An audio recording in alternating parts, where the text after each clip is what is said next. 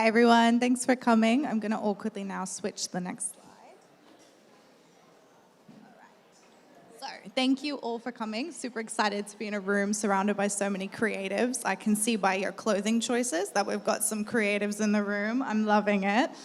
So we essentially at Unibeez, we help young talent connect with businesses. So we're here to help you find work. But today we're going to be talking about how to ignite your career. So a lot of you might be just starting, you might have been out for a couple years, you might be an agency looking to hire young talent. So we can help in all aspects. So essentially I'd like to introduce our two amazing panelists with me today. So next to me I have Lou. Lou recently graduated from Edinburgh Napier University with a degree in digital media and interaction design. Ooh, I know, exciting. He's a passionate UX designer and researcher. He's also dedicated to creating meaningful and impactful user experiences that solve real-world problems, which we stan. Through Lou's work, they strive to better people's lives and make a positive impact on society. We are also very fortunate to have the inspirational Rachel Irvine with us today. She is the founder and CEO of Irvine Partners, an international communication advisory firm with offices in London, Cape Town, Johannesburg, Lagos, Nairobi, and Accra. She has built her business and reputation on an instinctive understanding of what's good, sustainable and profitable business for her clients. It's this instinct that makes the biggest brands in the world repeatedly seek out her counsel. Her clients include Google, Spotify, and Airbnb, so she's one to talk to. She's also a board member of Entrepreneurs Organization, EO, London, where her primary focus is to build the reputation of the chapter in the United Kingdom in order to grow a community of successful entrepreneurs who actively support each other in every aspect of their professional and personal lives. So, Rachel, I'd like to kick it off with you. As a creative who has built your reputation and started your own agency, how did you go about finding and starting your first role? What advice would you give to creatives who are just starting out and looking to kickstart their career in the creative industries? That's a loaded question. I know. So, my first role, I pretty much volunteered to work for free. And I know that that is problematic for a lot of people, and they say, well, only people who come from rich families can afford free labor. I did not come from a rich family at all. In fact, I came from quite an impoverished family. But I knew what I wanted to do. There wasn't the money to go to university and study the things that I wanted to study, but I knew that I wanted to get into media. So I basically turned up on someone's doorstep and said, I'm not leaving until you give me a job. And they're like, well, okay, we'll give you a job, but I'm not going to pay you, which is something you'll hear a lot as creatives going forward, people who don't want to pay you. But what I did is I worked that job 5 days a week, and I waitressed at night. I was solidly tired for 2 years. I couldn't do it again. I couldn't do it now. So the expression, only while you're young, has some merit. But that job that didn't pay me any cash money led to so many opportunities. Not opportunities that landed in my lap, opportunities that I used that position to go out and get. You know, as graduates, I'm sure you've seen all of these kind of starting salary jobs that want you to have 12 years experience that you got from where? So, you know, it was exactly the same for me. And I thought, I'm not going to get 12 years of experience from nowhere. What I need to do is I need to manufacture my experience. So I took control of making sure that I got that experience. There was a part 2 to that question. Sorry, at my age, I'm old and forgetful now. Part 2 is just what advice would you give creatives who are starting out in their careers? Like, how would you start? So, in terms of going out and making it happen yourself, and you know, you've heard that from other people. This is not new advice. The one bit of advice I do want to give you as creatives, now at the beginning of your career, because I only learned this when I was 27. I called it my penny drop moment, whereas I understood how money works. Understand how money works, guys. If you don't understand the value of your service, if you don't understand the value of what it is that you're due, someone else is always going to be making money out of you because of you, but not giving that money to you. So that is my biggest piece of advice for any creative starting out. And we were having a chat before this talk saying that the industry, the creative industries have changed so much. PR used to be a single discipline element. Now you can't tell the difference between an advertising agency and a PR agency and a social media agency. These days, you have to be everything to everybody.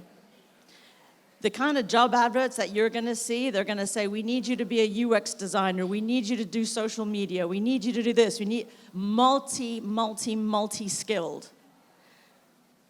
So that's, and as much as you do need to have multiple skills, this is where the understanding of money for your generation becomes even more important. If somebody wants you to do 12 different jobs, they better be paying you properly. And so that's why I'm saying you need to understand the value of money. You need to know how money works. So that would be my biggest advice for you starting out as creatives. Fantastic. I suppose I'd just add on, make sure you know your worth. Ultimately, as young creatives, you'll get a lot of people that tell you, they'll tell you what you're worth. But do the research. It's hard graft. Find out online, talk to other creatives that have started out. They are valuable resources, and a lot of them will understand and will speak to you because they've been in your position. So doing that research so you know what to ask for is really vital. So Lou, as a young creative professional starting out in the creative industry, I'm curious to know how you took your first steps into the industry. And as someone studying and working at the same time, how do you go about finding and managing that workload? Yeah, so it was Unibeez that I got my kind of first steps into the industry through. So it was about halfway through my degree, and it was really just perfect timing because it was around the time that I decided, because I did quite a broad course, so this was around the time that I decided that I definitely wanted to do UX, and it was like in the middle of the second lockdown, so I had nothing else to do. So I had built up like several just projects that I was doing out of boredom, and I came across Unibeez in a TikTok advert, and I just signed up. And after I had that like first experience at my back, it was quite like I had a lot more confidence, and it was a lot easier to take further steps from that. As far as managing the workload is concerned, I don't always manage the workload. This week, I have not managed my workload. I've done an awful job. That's a learning process. That's something you only learn by taking on far too much when you have a deadline, but then you get an offer for a cool project, and you're like, oh, well, I have to take this offer, and then before you know it, you're like up all night finishing this thing. So trial and error, but also always something I've taken to doing recently that I've found has sort of mitigated this is like asking people's opinions. So I have ADHD, and I don't have good time perception, so I don't know how long something's going to take me. So sometimes I miscalculate. So I've taken to like asking people, saying like, right, this is what I have to do this week. I'm thinking of taking on this project. Is this a terrible idea? And that's definitely helped me avoid sort of situations where I have too much to do. Yeah, it's fantastic advice. Knowing kind of how to manage your schedule, I think, is one of the hardest things. I'd love to say I'm an organized human being. I am not. I still struggle, just as I'm sure many do. And especially in current life, we went through COVID, and so we've all been stuck inside, and now we're back in the outdoors. And for me, people and socializing is taking up way too much energy and time. So it's been a journey in terms of finding that balance, and especially with the creative career, that takes time, right? You need to build your portfolio. You need to be working on projects that are passionate and that you enjoy. So finding that balance is important. But don't forget to just do personal projects for yourself. Like, I know you're all feeling pressure to build your portfolio, but just find things that you enjoy. Work on a daily sketch or go out and take some photos. You find having that creative freedom is liberating. I'm curious, Rachel, on your thoughts on a work-life balance as a CEO of a PR agency. How do you find it? Work-life balance, what means? So I think the question of work-life balance is also very interesting in terms of a post-pandemic world where the workplace is changing very much. A number of companies now do a hybrid model where you get to work from home sometimes and you have to come into the office at other times.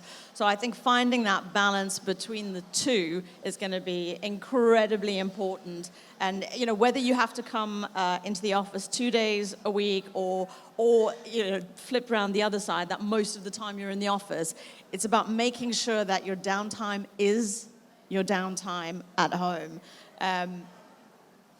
And I mean, this is the boss of me. This is the boss of just about everybody in the room, I'm guessing. I think the best way to find a work-life balance is to try and get away from the boss sometimes. I'm going to try and take this advice myself. When I get it right, I'll tell you how. Amazing. I mean, Rachel, as well, what are some practical steps that emerging creatives can take to gain exposure and build a strong foundation for their career?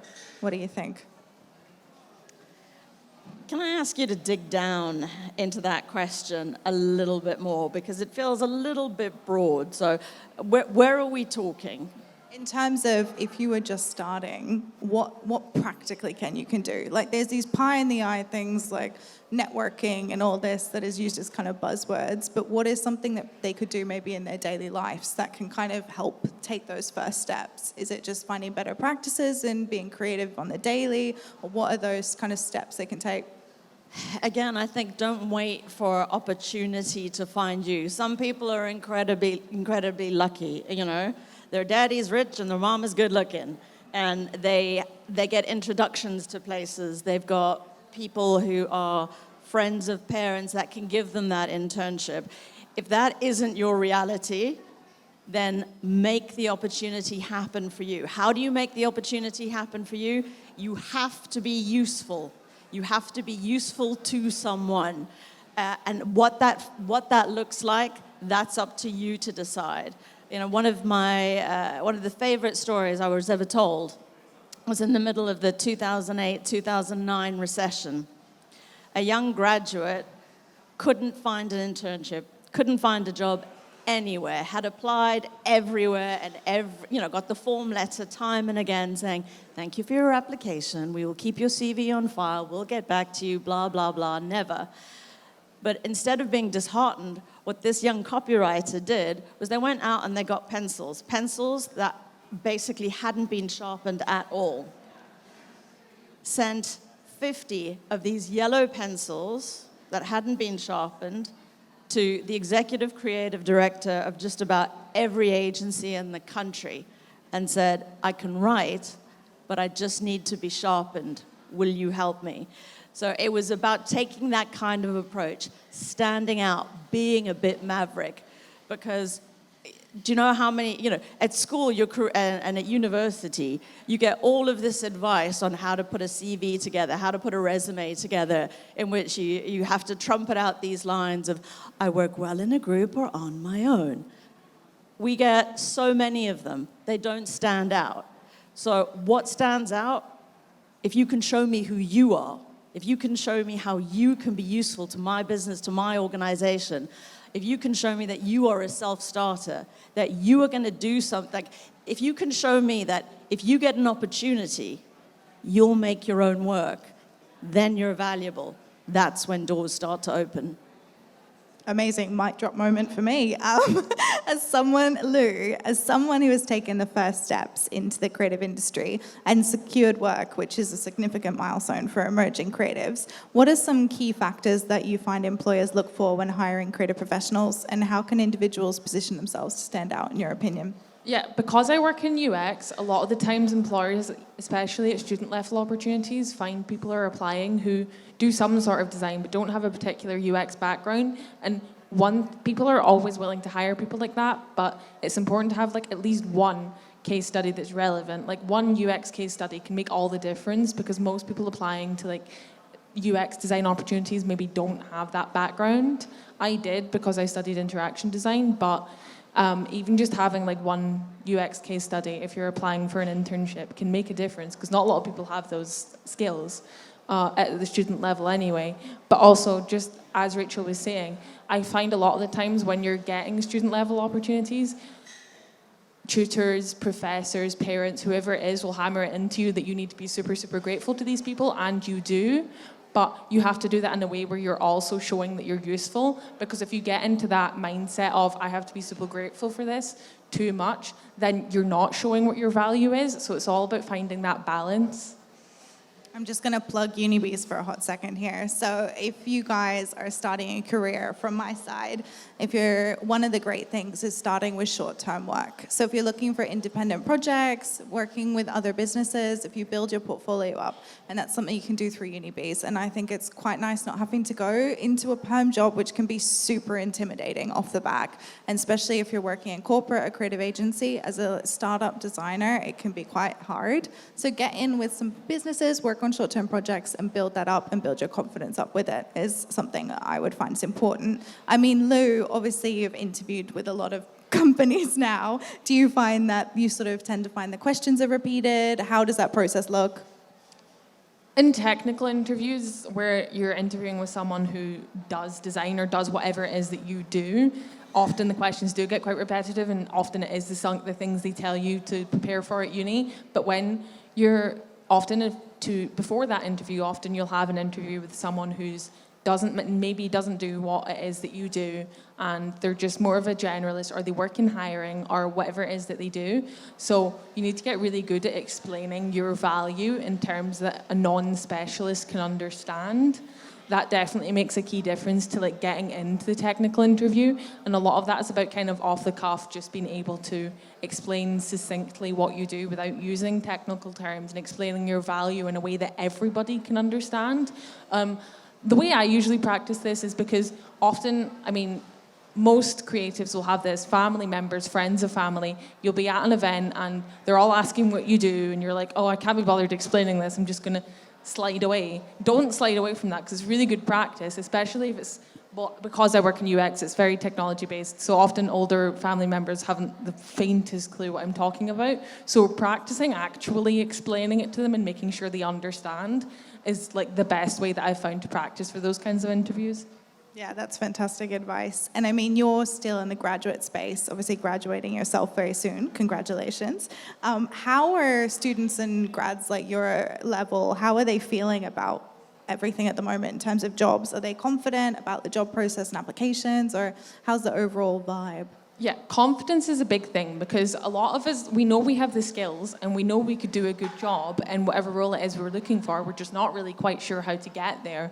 I actually did a research project on this in my third year of university, and confidence was really a key aspect, sort of sorting out what your career aspirations are and then getting relevant experience. For me, Unibeez was the way that I did that, but a lot of my peers maybe didn't have that experience. So a lot of them were saying that like they wanted tutors to just come up and ask them about their career aspirations. Like, you wouldn't think it's rocket science, but realistically in university, you're not going to get a tutor come up to you and say, hey, what is it that you want to do? How can I help? No one's going to ask you that. I wish they did, but they're not going to.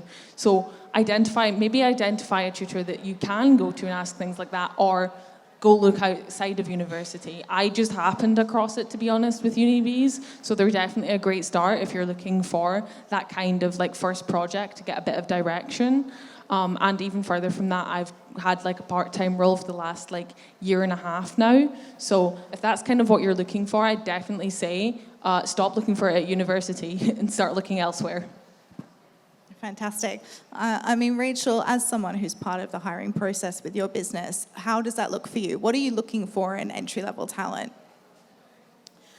So I'm going to go on a bit of a tangent, sorry. But just to talk about Unibeez and why I, as an employer, use Unibeez. And it goes back to my first answer, which is understand how money works. A lot of people and young creatives will send their CVs off to recruitment agents. Recruitment agent fees are huge. So if an agency says, oh, yeah, we'll look for a job for you, say, well, what are you charging the employer for my placement? And some of those fees are up to 35% of your annual salary. And everybody knows that Gen Z don't stick around. You have a job for 12 months and you go on to your next and to your next. So for employers, they're starting to think, oh, I'm not just going to pay this entry-level person 20 grand. It's 20 grand plus 35% on top. Is that a good investment if they're likely only to be in my business for 12 to 18 months? So when you understand how expensive it is to get into employers through recruitment agencies, and then you find something like a Unibeez goes to employers and says, we have fantastic talent, and we're not going to charge you an arm and a leg. We really just want to connect great companies to great talent. And yes, there is a fee associated, but it's not a laborious fee. It's not something that's going to break the bank. So again, understand how money works, and that'll help you understand the hiring process and what is important to employers at that point. That's fantastic. I know you've hired 2 students through us. How are they doing and what are they up to? They both told me to say they're doing great. No, but they are. So we exclusively source all of our fresh new talent from Unibeez in the United Kingdom, and in a matter of weeks, they've become family in a matter of weeks, and the career progression and advancement has been substantial. And again, I know I'm starting to sound like a stuck record, but because I haven't had to pay a fortune in terms of recruitment costs to get my young talent, guess what? There's more money in my budget to send them on training courses, to upskill them. Because as much as you come into a workplace, any workplace, once you've graduated, and yes, you have skills, but you're not always work ready for that business, work ready for that world. And as an employer, if my recruitment costs haven't been ridiculously high, then I have the money to say, I'm going to sharpen you. I'm going to teach you how to write. I'm going to teach you how to be a better creative, better at social media. Whatever the gap or in your skill set is, we can fill it. Amazing. Reminder to me, bring Rachel everywhere with me. Lou, would you recommend any specific resources or platforms for emerging creatives to showcase their work and increase their visibility within the creative industry? Yeah, so when you're starting out, we all overthink our portfolios. I've overthought my portfolio. I'm sure everyone in this room has overthought their portfolio at some stage. But when you're looking for a student level opportunity, all you really need to do is show your work. So I'd say what I did was I just made a really quick site on Adobe Portfolio to showcase my work, like whilst I built my proper portfolio, because it's not only about a portfolio, you also have the experience. But in order to have the experience, you have to have the portfolio. But if you're looking for like student level opportunities, internship, things at uni, like the things Unibeez offers, you don't need a big fancy portfolio to do that. I'd say build one in the meantime, absolutely, but just get something out there that you can show people, a website that you can send to people, no matter how basic it is. Just make sure you get that out there. Do you think it's important to follow trends? I know some of you are probably graphic designers and we stand minimalism and Helvetica, but do you think that you need to be sticking to trends, or is it more important to be personalized in your approach to your portfolio? Yeah. I really think it depends on the kind of place where you want to work. So you have to think about, like, do you want to work somewhere that like does cool, trendy designs? Is that what you want to do? Or do you want to work somewhere that does something a little bit different from that? So my portfolio is a little bit of a mix. I use some like fun colors and stuff, but it's not like, it's pretty just usable. But because I do UX design, that's what's most important. If you do something else, it doesn't necessarily, you might have a lot more scope to do something fun with it. But it is about thinking about your target users when you're designing your portfolio. Where do I want to work? Do I want it to be somewhere that's super fun? Because if you're doing something sleek and minimalist that shows like that you can do that kind of design, that's going to get you in a certain place of work. But if you're doing something super trendy and fun and cool, that's going to get you in a certain place of work. So it's about thinking about where you want to go with your career. Fantastic. Rachel, freelancing, buzzword, is a popular choice for many creatives starting their careers. What advice would you give to those interested in freelancing, particularly in terms of finding clients and managing their workload? So in freelancing, the hardest part of the gig is getting paid.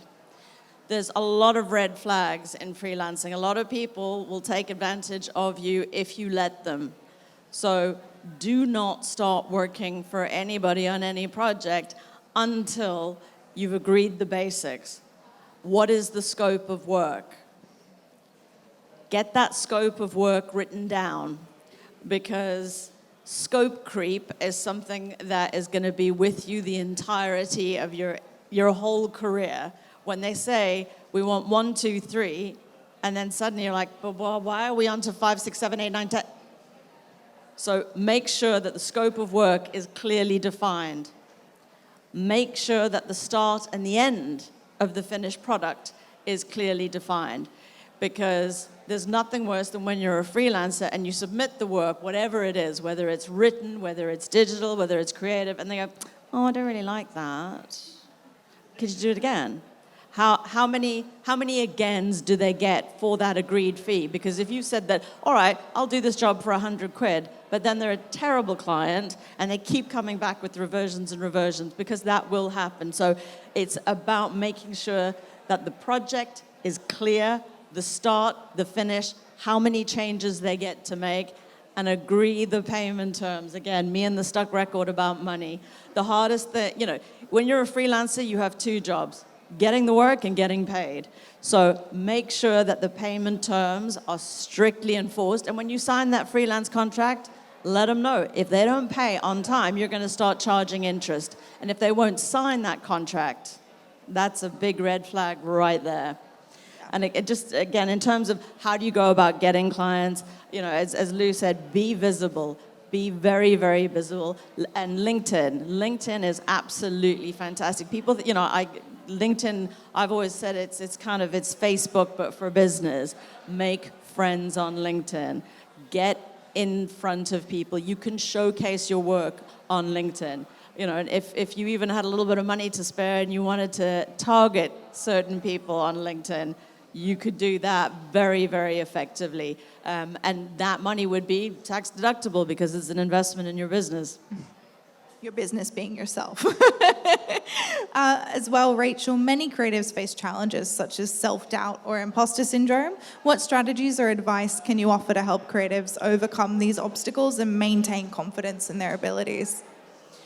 Well, I think going back to your phrase, know your worth. That is important. Know your worth, and I always like to say, never be the smartest person in the room. If you're the smartest person in the room, find a new room all the time. At the same time, as much as you need to know your worth, know what you don't know.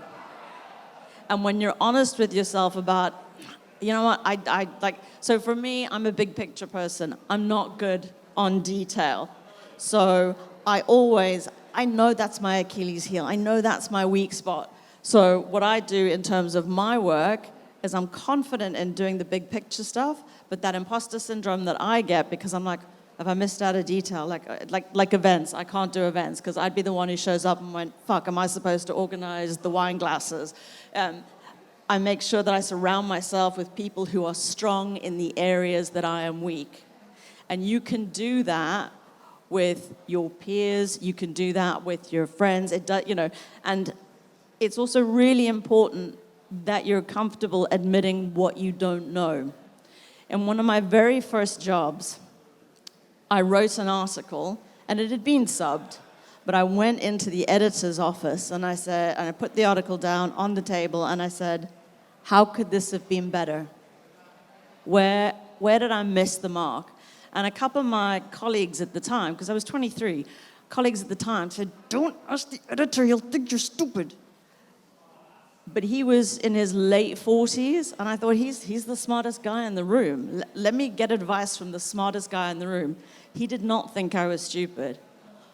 He sat down, and I didn't get out of there for 2.5 hours. Turns out there was a lot that could have been better with that article.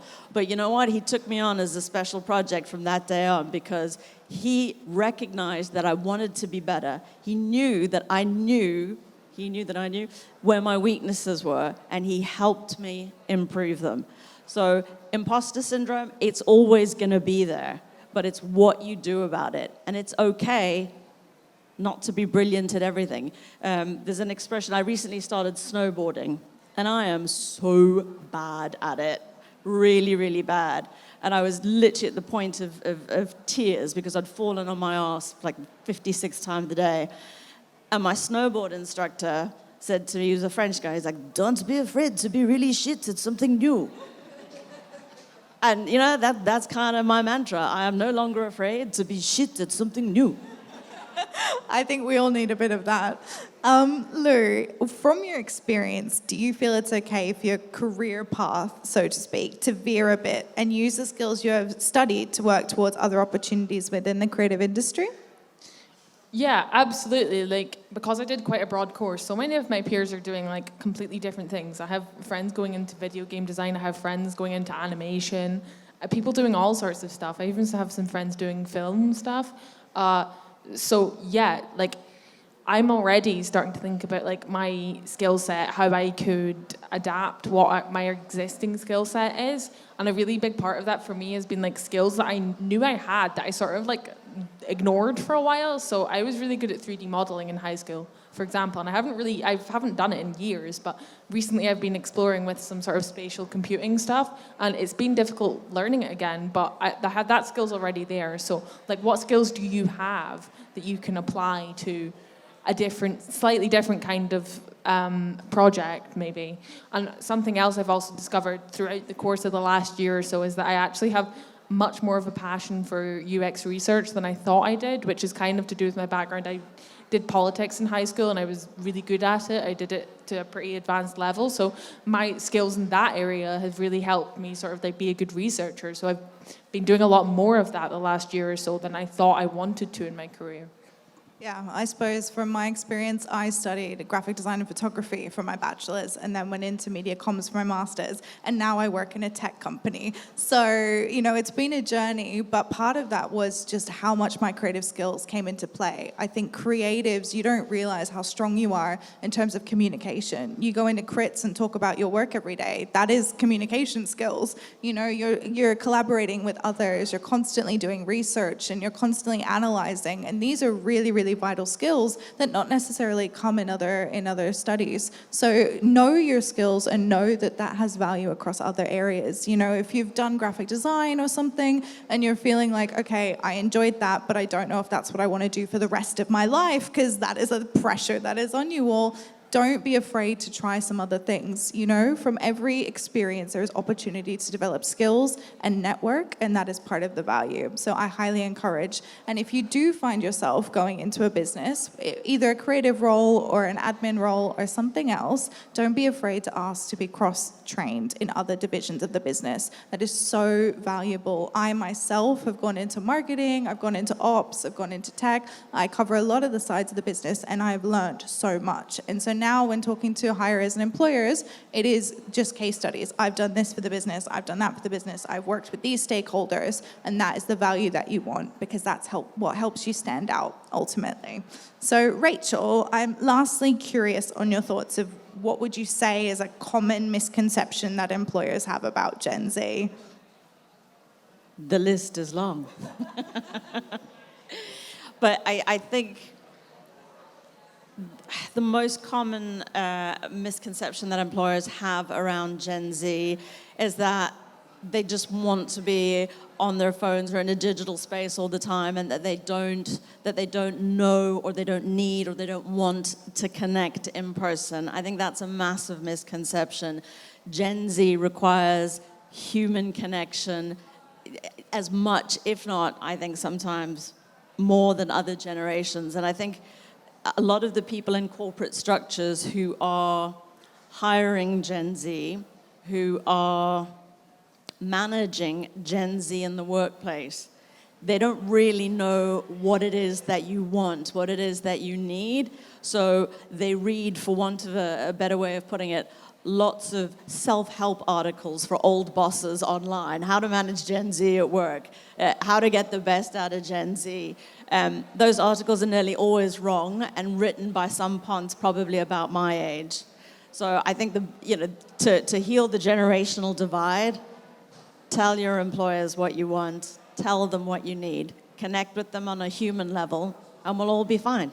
Amazing. I just have one last question for the both of you. So I'd love to hear from first Rachel, your top 3 tips you've learnt for emerging creatives to help build their pathway to success in the creative industry. Top tips. Know how to manage up. Everybody thinks that they need to report into a boss and say, I've done this, and everybody in their career, when they start out, they can't wait until they get to be the boss of somebody else and start managing other people. The best way for that to happen is to know how to manage up your boss's boss. If you want to get noticed, know how to manage up all the way to the top and figure out the communication style of your boss and your boss's boss, because they don't want to be bothered. They have full days and diaries.